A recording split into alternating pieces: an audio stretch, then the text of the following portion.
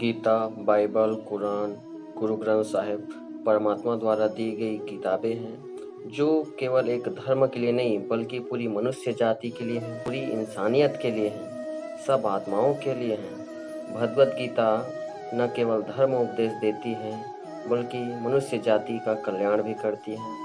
भगवत गीता का वह श्लोक जो लोगों की सोच और जिंदगी बदल दी है, जिसे भगवान श्री कृष्ण ने अपने श्रीमुख से कहा है, सर्वधर्मान् परित्यज्य मामेकं शरणं व्रज अहं त्वा सर्वपापेभ्यो मोक्षयिष्यामि मा शुचः।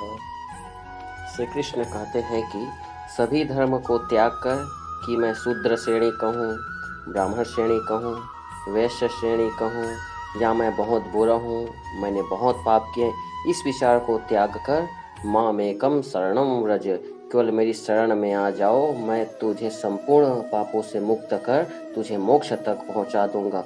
मतलब आप अपने इष्ट की सिवाय किसी को नहीं देखते, तो इष्ट आपकी सभी जिम्मेदारी अपने हाथों में ले लेते हैं। जैसे विभीषण भगवान राम के शरण हो जाते हैं तो फिर विभीषण के दोष को भगवान राम अपना दोष मानते हैं।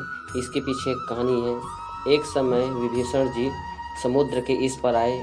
वहाँ एक गांव में उनसे एक अज्ञात ब्राह्मण हत्या हो गई। इस पर वहाँ के ब्राह्मणों ने उन्हें जंजीर से बांधकर जमीन के भीतर एक गुफा में ले जाकर बंद कर दिया।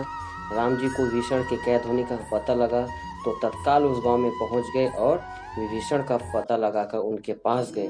ब्राह्मणों ने राम जी का बहुत आदर सत्कार किया और कहा कि महाराज, इसने ब्राह्मण हत्या कर दी है, इसको हमने बहुत मारा पर यह मरा नहीं। भगवान राम ने कहा कि हे ब्राह्मणों, विभीषण को मैंने कल्प तक की आयु और राज्य दे रखा है, वह कैसे मारा जा सकता है और उसे मारने की क्या जरूरत है, वह तो मेरा भक्त है। कहने का तात्पर्य यह है कि जैसे ही हम अपने आप को इष्ट भगवान व सद्गुरु के ऊपर समर्पित कर देते हैं, वैसे ही इष्ट भगवान सद्गुरु हमारी सभी जिम्मेदारी अपने हाथों में ले लेते हैं और हम भगवान इष्ट व सद्गुरु के संतान हैं और भगवान अपने भक्तों के साथ कुछ गलत नहीं कर सकते हैं। यदि हमारे साथ कुछ गलत हो रहा है तो वो अपने कर्म के परिणाम से हो रहा है। इस श्लोक का श्रेय यह निकल कर आता है कि हमें सब कुछ भगवान को समर्पित कर देना चाहिए। बाकी भगवान सब कुछ देख रहा है, बस कर्म अच्छा होना चाहिए। इसलिए सुबह शाम 5 मिनट निकाल कर भजन में बैठना चाहिए, अपने संपूर्ण कर्मों को इष्ट को समर्पित करके, जो हम दिन भर करके आए हैं।